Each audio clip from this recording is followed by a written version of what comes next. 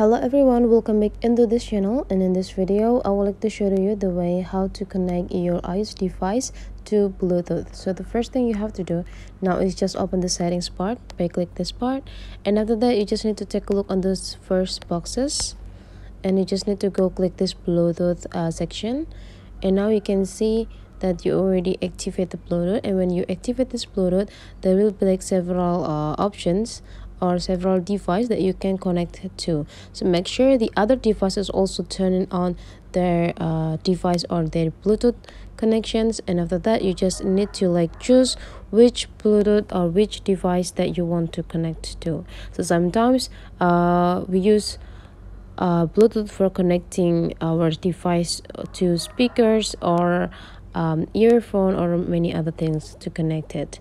And after that you just need to go click it, and then you need to wait until it's perfectly connect. And that's the way how to connect Bluetooth on iOS. Hopefully this tutorial today is useful for you, so don't forget to leave some comment, like and subscribe into this channel, and I'll see you for the next video.